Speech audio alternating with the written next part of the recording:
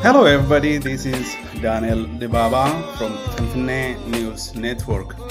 In today's program, I will be talking about the Eritrean independence that was celebrated today.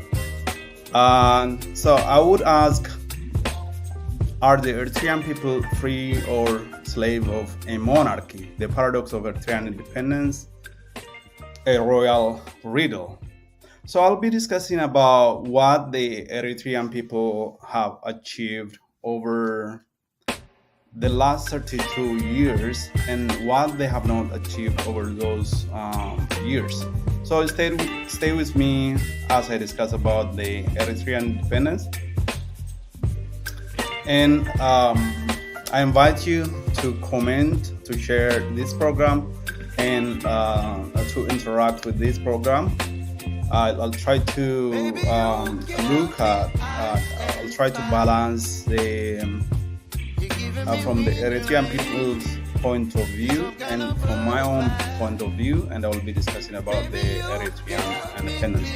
So when I look at what the Eritrean people have achieved over the last 32 years, they have actually achieved a remarkable improvement in terms of certain indices. For example, the Eritrean people in Eritrea, the adult literacy rate has grown to 77%. That means about 77% of Eritrean adults above the age of 15 years are said to be literate. When we compare that to Ethiopia, the Ethiopian literacy rate is only 52%. That is very, very astounding, a remarkable achievement by the people of Eritrea over the last 32 years. When we compare other metrics like salary, the average salary in Eritrea is it's about $200 per month. In Ethiopia, that's about $130 per month. Very, very, very low in terms of Ethiopia and both actually Eritrea itself. So in terms of growth, development, there are some remarkable achievements that the Eritrean people have achieved over the last 32 years. But when we look at generally, is it really remarkable in terms of salary, in terms of other metrics? There still remain a lot to be improved in Eritrea. One other important aspect that we have to mention and discuss when we talk about Eritrea is human rights issue. In Eritrea, as we all know, the country has been governed by a monarchy, one royal person that has stayed on power for the last 32 years. So that is one of the area that actually I would like to discuss a lot about tonight. So of course, it might be morning where you are, but so there are aspects of independence, aspects of improvement and development that the Eritrean people have achieved, and which can be described as very remarkable achievement over the last 32 years, including literacy rate and many other economic improvement, ownership, real estate ownership by the Eritrean people. It could be mentioned as one improvement where the Eritrean people enjoy. But when we come back to human rights, the human rights of Eritrea is very, very dark. A lot of people are still languishing in jails. A lot of Eritreans have to flee the country. There are a lot of Eritreans right now in Ethiopia, and those who travel across treacherous seas and oceans to the Middle East and many other countries. And so in terms of human rights metrics, Eritrea still remains dark, and we can compare Eritrea to North Korea. So Ladies and gentlemen, in today's discussion, I'll be touching on the intriguing topic of Eritrean independence, a milestone that was today celebrated with a great pride. However, we will delve into a paradoxical tweet that some argue casts a shadow over the anniversary. So join me as we explore the intriguing concept of Eritrea's independence and its connection to a monarchical system that persists today. So let's begin by setting the stage for our discussion. Eritrea, a nation located in the Horn of Africa, fought for and achieved its independence from Ethiopia on May 24th, 1991. This hard-fought liberation brought hope and dreams of self-determination for the Eritrean people. Eritrea proudly celebrated its 32nd year of independence today, and the occasion marked by vibrant cultural events and performances and the display of national pride by Eritreans and the friends of Eritrea. The Eritrean people stood tall, rejoiced in their hard-won freedom. However, the country is still governed by a person monarchy that has stayed the only president of Eritrea for the last 32 years. So when people struggle, we all know that when people struggle, it's not the only person at the top that is making all the sacrifices and pays the heavy price and lead the people to freedom. A lot of people are involved. The soldiers who fight on the battlefront, soldiers who die, who pay with their blood and bones, and members of that organization that fought and brought the liberation to the people. I usually wonder why they fail to grant freedom to the people. Why don't they allow the people to elect somebody to inherit this freedom and lead the country and let the people be free and live in freedom with other nations across the world? Why does the Eritrean government, the Eritrean leader, choose to be like one of the dictators in our world? The Eritrean government can be compared to, and today, of course, almost whenever Eritrea is listed for some reason, it is listed along with the North Korea and the leaders of North Korea in dictators across the world. Why would Eritrean government choose, the Eritrean president choose to etch his name in the list of the dictators in our world, while he could groom somebody from his loyals and replace him in his own government and lead the country in the direction that he wants the country to be led? He chose to stay in power indefinitely. So my assumption is Eritrean president is not going to, Isaias Afewerki is not going to relinquish power through an election or by his own will until he is most likely bedridden or he passes away or something very bad happened and is no longer in power. You can compare these to Fidel Castro. Fidel Castro almost stayed in power indefinitely until he died, and then, of course, somebody inherited the government. So the Eritrean monarchic system persisted for the last 32 years. During those times, there are certain remarkable improvements in the lives of the Eritrean people. Like I said, the literacy rate has dramatically improved over the years. Right now, it can be compared with very well performing African countries in terms of literacy. The literacy rate in Eritrea right now is 77% compared to only 52% in Ethiopia.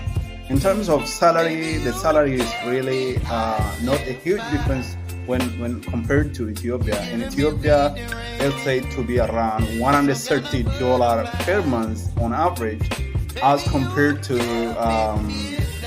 around $200 per month on average in Eritrea. So this figure is based on a very conservative estimate, and there are some who report very high amounts of salary in Ethiopia, like for example over 1 million Ethiopian birr a year in Eritrea. Like those who are earning well, those are a kind of outliers and exceptions, and the majority of people earn very small amount of money per year, and it's really very difficult to afford life with this kind of salary. If you compare it with the rest of the world, this is very it's small, and they can be listed in the poorest of countries. However, the most important thing is whether the people are free. Are the Eritrean people free or slave of the monarchy? This is a question that not just me, not other people from the other parts of the world, not journalists and political analysts, but the people of Eritrea should ask themselves: are they free of or a slave of the monarchy? There is a paradox of Eritrean independence. Today they'll celebrate, today they wave their flags high, holds the flag high, but have they achieved all they have fought for? And could they achieve more if the country has been democratized, if the government of the country is democratic, and the relationship between Eritrea and the rest of the world has been smooth?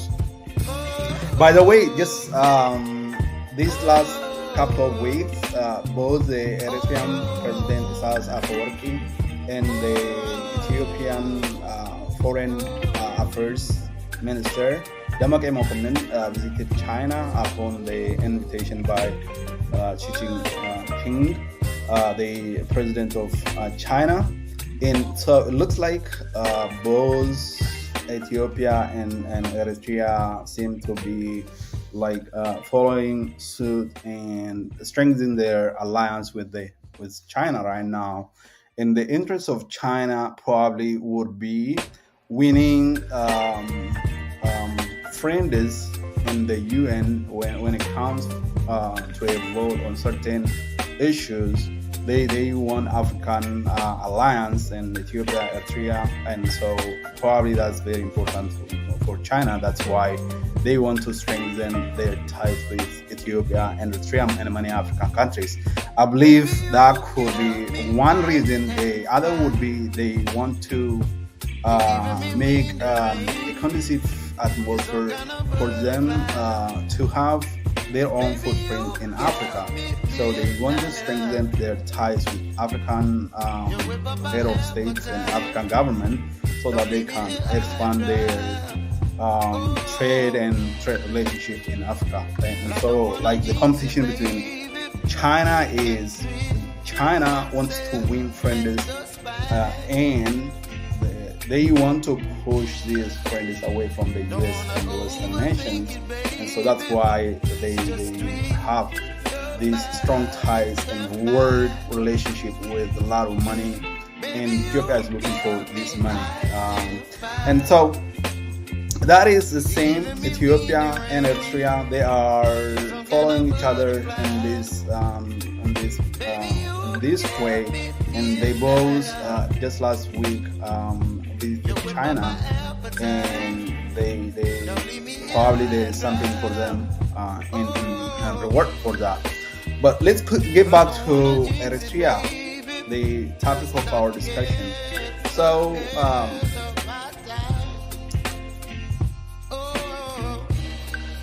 within the narrative of Eritrean independence lies the intriguing paradox. Despite the liberation, Eritrea remains under the rule of a monarchy, a fact that raises eyebrows and sparks debate. How can a nation be fully independent when it's seemingly subject to the influence of a royal figure, a monarch who stayed indefinitely in power for 32 years, and we are counting? So, while Eritrea adopted a constitutional system, it has retained a ceremonial role for a royal family.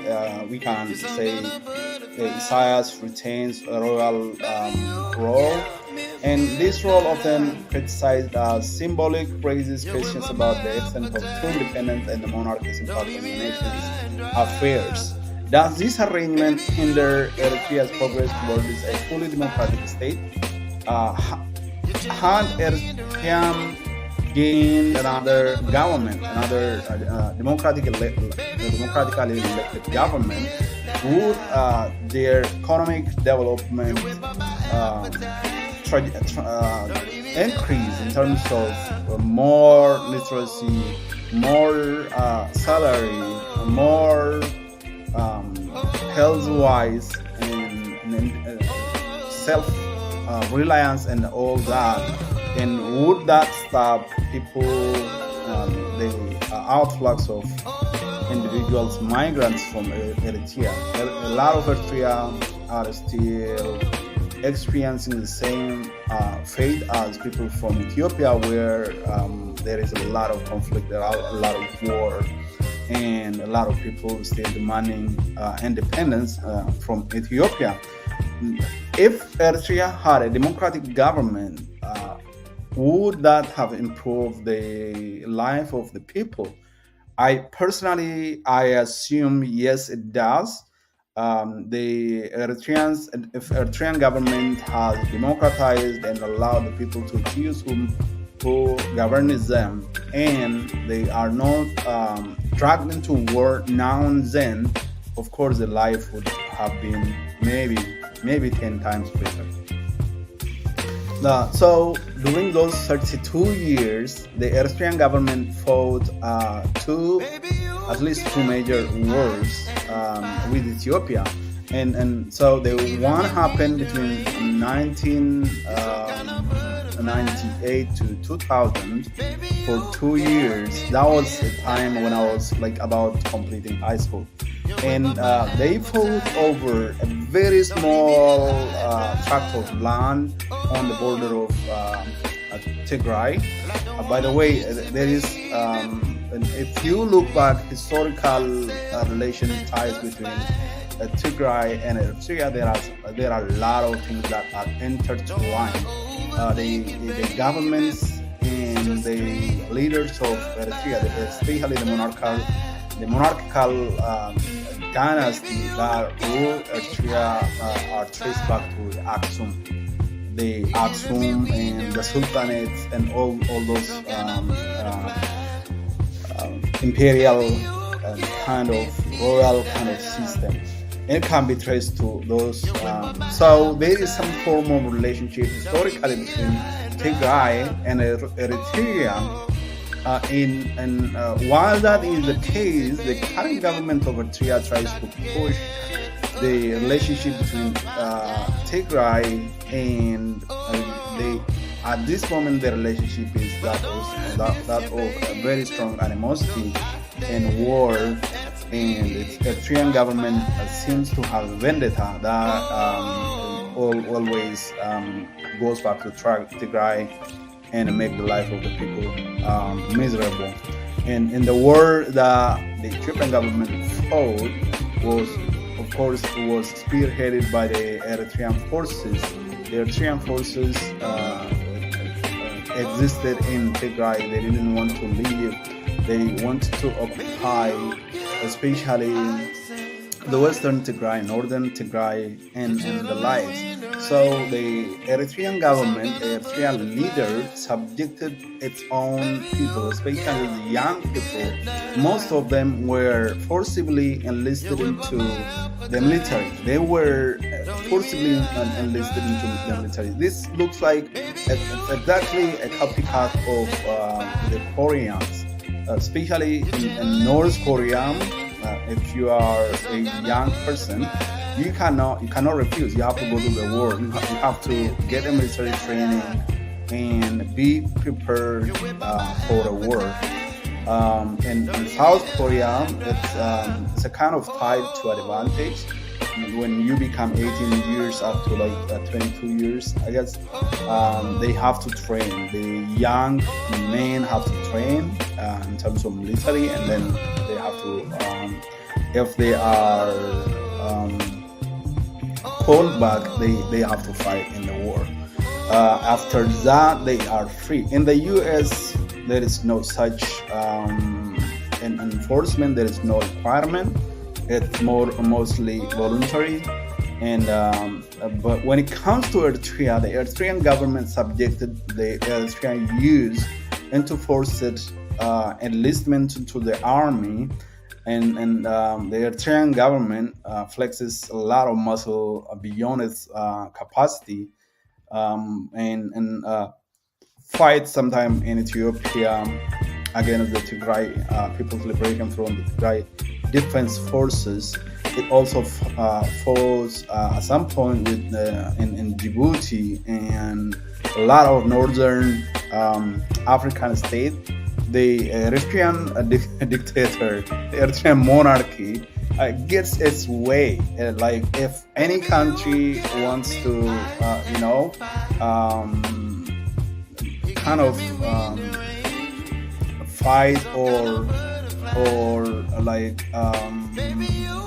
would not give what the Eritrean leader wants. Usually the Eritrean leader twists this kind of like it flexes his arm and tries to force his own way.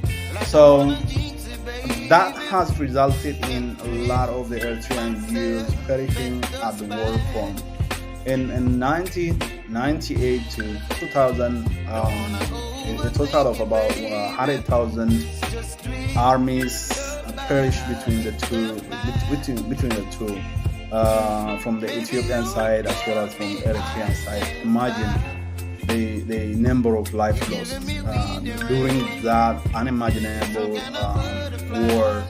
And from the Ethiopian side, a lot of people, including Oromos, were used as cannon fodder, and they were, especially at the moment, the Tigray People's Liberation Front was the dominant party, and the ill-trained armies from the Oromo side and all the rest of other nations and nationalities were used to remove mines. So they were used to clean the mines, and so they were driven into lands dispersed by the landmines that Eritrean forces planted, and a lot of them died. From Eritrean side, of course, and eventually they were defeated.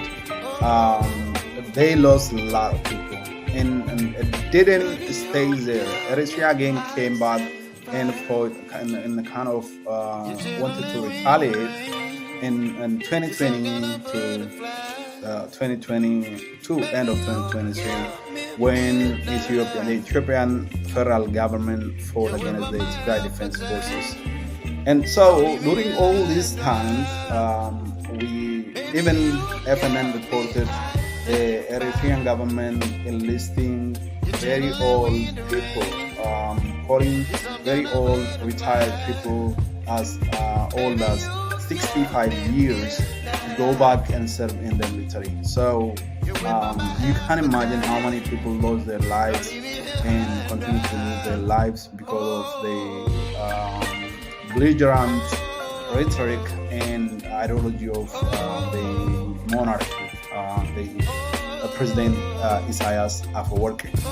And so that is why we say if Eritrea has been democratized and of course was inward looking and was creating an amicable environment, a democratic environment, and a peaceful environment in the Horn of Africa, the first to benefit from that would be the people of Eritrea. And so, because of the monarchy, have the Eritrean people suffered? Have they gained what they gained under or during the independence? Is that comparable to what they could have achieved if the government has been democratized? That is a question I would like to ask any person who is interested in the Eritrean independence and their celebration of their 32nd anniversary of independence. So let's explore different perspectives on the Eritrean independence. Some argue monarchy serves as a unifying symbol for the nation, providing a sense of continuity and stability, while others contend that the continued presence of a monarchy compromises the principles of democracy and undermine the aspiration of a fully independent nation. What is your take? What do you think has the monarchy, the system of one president at the top for over 32 years, have an impact on the trajectory of what Eritreans could have achieved over those 32 years? So it is essential to assess the impact of the monarchy on Eritrean development. Had the presence of a monarch hindered progress in the areas such as governance, human rights, socio-economic development, or had it played a more benign role contributing to the preservation of cultural identity and stability? So you can argue in different ways. Did the fact that the Eritrean president stayed in power over the 32 years, did it serve in terms of creating unity and preserving their independence that they achieved, especially earlier when Eritrea became independent? There was a lot of Ethiopians, especially the northern people, were drum beating about losing a port. The Assad was the point of contention. A lot of people were saying Ethiopia lost its neck, and how can we live? Like, if you lose your neck, your brain is gone, right? They tried to compare a human being losing its head and Eritrea being gone from Ethiopia. So they were stating the head of Ethiopia is gone. How do we live? And one of the very important topics they used to raise and argue was the loss of Port of Assad. And for a very long time, a decade or more, especially the Amara elites found it very difficult to swallow the fact that the Port of Assad was gone and Eritrea was gone, because also they considered kind of like a precedence the fact that Eritrea has become independent also motivate the other nations that have been struggling for independence, including the Tigray people, the Oromo people. It would be a motivating factor for them to press hard to demand a cessation or independence. It has been a point of contention, but right now, fast forward in this year, in the last few years, including beginning from the time the Ethiopian federal government went to war with the TDF, the Tigray People Defense Force, Tigray People Liberation Front. The Amara elites are first left with Isaias Afewerki, and all those years of argument about the loss of Assad, it is gone. Nobody even remembers it, or nobody considers it very relevant right now. And the fact that Eritrea became independent has also settled in, and everybody is right now well habituated to that, and nobody really questions the Eritrean independence. Um, so that is, from other side. In terms of the Eritreans, I think they are very proud about their independence, and they hard fought for it, and they achieved it. They are very strong people, of course. They did it, they achieved it, while being this small population. They muscled it, and they defeated the Dark regime. They were able to rule their country even before independence for a while. And then in 1991, through referendum, they achieved their independence. And so they celebrate right now. There are a lot of issues to discuss about the Eritrean independence, and the experience of the Eritrean people. The Eritrean people who reside in the West have to pay a taxation to the Eritrean government, and so that is it's not voluntarily. It has been enforced. At some point, there was an intervention to prevent that from happening. So to some extent, the Eritreans who are living abroad experience the tentacles of the Eritrean monarchical government, and so I don't know how they feel, whether they feel obligated into paying taxation for their own government. I believe it's very important. If you love your own country, it doesn't hurt paying a taxation, maybe 5% of your salary to your government, to your country. And if that money would be used for development, for upgrading roads, health infrastructure, improving education, health care for children, mothers, and for immunization, for expansion of schools and universities, and for improving the quality of life for the people, water, food security, and the like. If the money is used for those kind of purposes, I wouldn't mind paying to my own country. But if the money is used for fighting wars that the Eritrean people never called for, and then it hurts if it is forced some way. Anyway, the Eritrean government extracts forcibly some taxation from people who are living in the West, and this is upon, those Eritrean people are taxed twice. That means, so first they have to pay a tax to the country where they reside, whether it is in the US, in Europe. They have to pay a federal tax or state tax, and then once that is done, after that they have to pay taxes to Eritrea. That is a very small price to pay for your own country that you love. But the people who are living in the country are suffering a lot. There is a lot of restriction.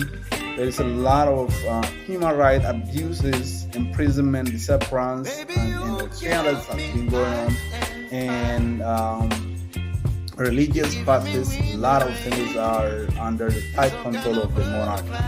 And so I believe the Eritrean people have suffered some extent over the last 32 years.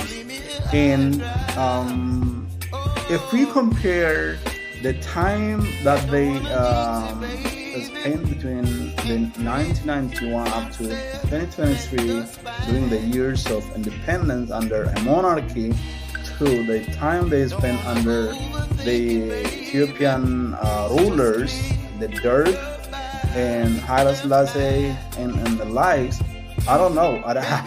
I cannot say anything about that. I don't have any information to compare. But of course, there are a lot of improvements in terms of education, in terms of economy. It seems there is an improvement, but Eritrea could have achieved lot more if the government has been democratized, if the government had formed amicable relationship with the Western countries and were enjoying aid from the United States, from the European countries, and other international institutions such as World Bank and International Monetary Fund and the likes. Funding from global institutions such as the World Health Organization and the likes usually can help a country achieve Millennium Development Goals in terms of reducing maternal mortality, child mortality, in terms of improving literacy, in terms of improving quality of life, and changing the infrastructure and all those kind of things in a country. And the country had to shoulder its own burden over the 32 years for the most part, because of the policy that SASA was followed, and always, especially the West, wants you to grant freedom to your own people and democratize and follow a democratic system, and the financial support and funding are tied to those kind of ideals, Western ideals. The Eritrean government denied its own people and subjected its own people to human rights abuses, and that's why the Eritrean government has been kept in the dark, and Eritreans and people suffer as a consequence. So finding balance between tradition and modernity can be challenging. Eritrea, like any evolving nation, must navigate the complexity of change while respecting its historical roots. And the Eritrean government, I believe, should groom people who are from within its own party, if it is unacceptable for it to create a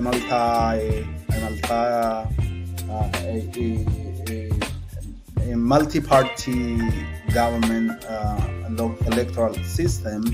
If that is unacceptable to the Eritrean government, still the Eritrean monarchy can groom loyals from within its own party and brings a different a new face, and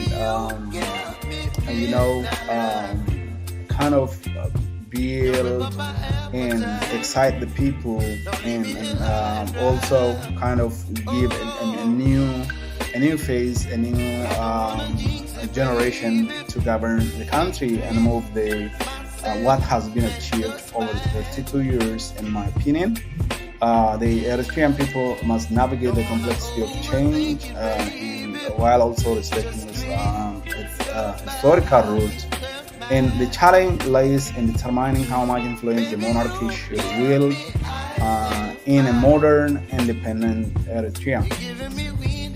So, looking to the future, as Eritrea looks to the future, it faces tasks of redefining its identity. Will the monarchy continue to hold it into power, or will the nation strive for a more egalitarian and representative system, and human rights are respected, people are freed and are allowed to exercise whatever religion and political affiliation they want to? And these are questions the Eritrean people and their leaders must grapple with in the coming years.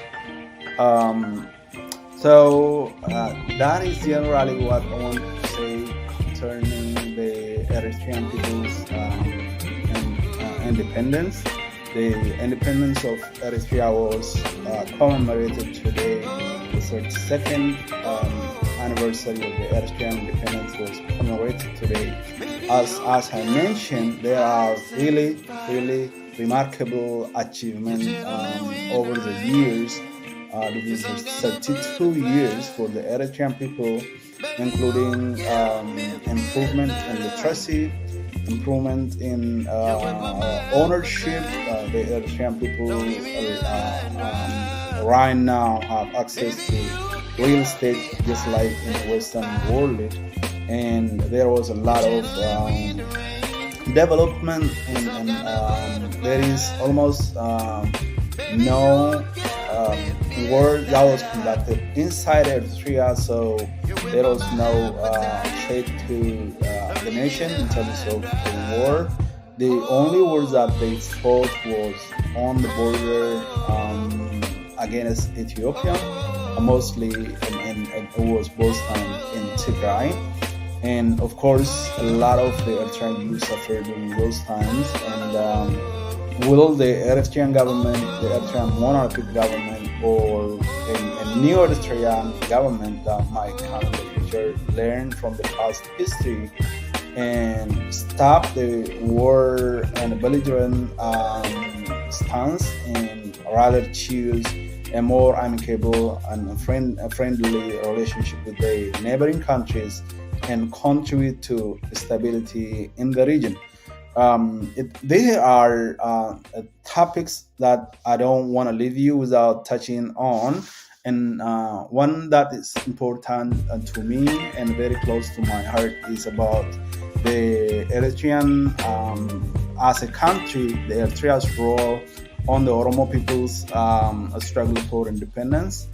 The Eritrean government and of course Eritrea hosted the Oromo Liberation Front, the Oromo Liberation Army, and provided a training camp for more than 2 decades inside Eritrea. However, the relationship between the Oromo people struggle led by the Oromo Liberation Front and the Eritrean government has been really bittersweet. For the most part, the Eritrean government almost suppressed the Oromo struggle. Inside, operating from inside Eritrea, the Oromo people's struggle couldn't really couldn't progress well. For the most part, it seemed Eritrea, at least some security personnel inside the Eritrean government were double blade, very well playing, two faces. They were most likely exposing security issues, security information of the Oromo to the Ethiopian government. There were times when the Oromo Liberation Army completed training, graduated, and they were taken by helicopters to Ethiopia, and they were at some point they were about to land. I was a undergraduate student at the moment. I remember it as if it was just today. The Eritrean government was said to have exposed, and the Oromo Liberation Army were surrounded by the TPLF and the OPDO forces just at the moment they were landing. At the moment the Oromo Liberation Army forces were landing by the helicopters coming from Eritrea, they were surrounded by the TPLF forces, Ethiopian government forces, and this is around 2002, 2003, around that time. And most of them were really destroyed.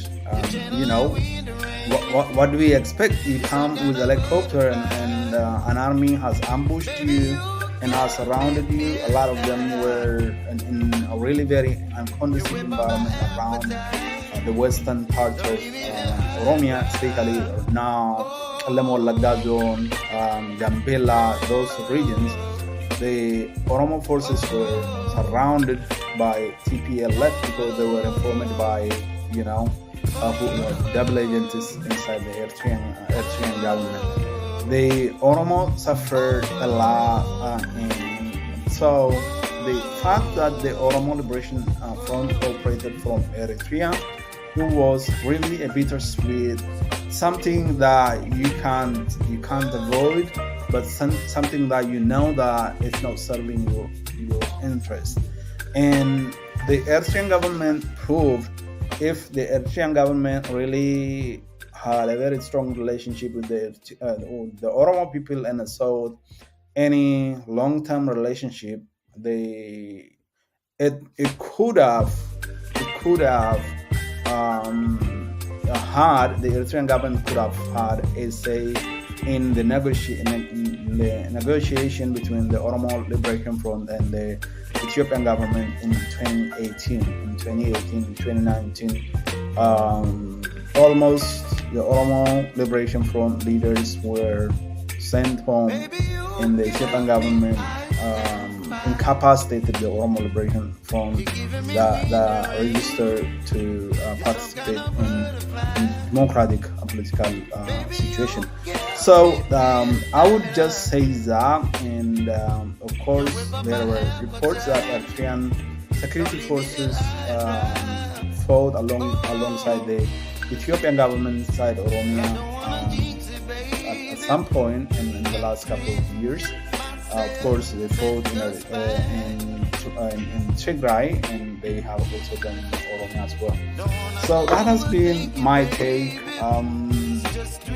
in terms of the Eritrean people independence that was celebrated today. Eritrean people, the proud Eritrean people celebrated their 32nd anniversary of independence today. But one stark contradiction to the independence is they are still ruled by a monarchy, a single person, and its own cabinets, and most of whom have been lifetime politicians, and they have stayed in the same power. The foreign minister, for example, stay in the same power. Osman has been in Eritrea's foreign minister for a long time right now. And that kind of happens in countries like Eritrea, in North Korea, in other African countries such as Uganda, where Museveni stayed in power, definitely in Zimbabwe. Robert Mugabe stayed in power again until almost the last days of his life. And Muammar Gaddafi, as we all know, has been loved by many Africans, but he also, after bringing independence to his own people, stayed in power until the people brought him down with the support of the US and European countries, the NATO and the likes. We can list a number of dictators who helped their people to become independent from another country, but they subject their own people into slavery of their own. And Eritrea can be listed in that list. Of course, Ethiopia, if Meles Zenawi was still alive and did not accidentally pass away at a young age, we never know. He could have been in power up to now, but God intervened in terms of Ethiopia. Is that for something good? Is that something, did we achieve a lot and because Meles Zenawi has gone? Or maybe if Meles Zenawi was alive, maybe the war that destroyed close to 1 million people in Tigray could not, may not, might have not happened. But otherwise, I don't see the advantage of Malaz staying in power. Korea being alive so long. Um, but anyways, so Isaias Afwerki is a monarch. Eritrea became independent 32 years ago and is still ruled by monarchy. And the people do not still have rights. They don't enjoy the rights of independent nations. So are the Eritrean people free or slave of a monarchy? I would leave that the answer to this question to the Eritrean people. The paradox of Eritrean independence and the Royal Riddle is palpable. I live I would like the Eritrean people to share the experience under the Isaias Afwerki, Eritreans living abroad, Eritreans living in Eritrea and in Africa, and also other African countries. You say you know about the Eritrean independence. What do you think? Most of the African countries achieved independence from European colonial powers, and their governments try to stay in power indefinitely. There are, of course, there are things that you can count as good as a contribution of those, of course, freedom leaders who turned it to be dictators. But could the country have been on another trajectory in terms of achievement had the country been democratized? Have to say, leave us your comment, leave us your opinion, share our program. This has been Daniel Debaba with Symphony News Network. Thank you for watching. We'll be back with other topics relevant to the Oromo people, the Ethiopian people, and the Horn of Africa and the world at large. Thank you for watching. Has been Symphony News Network.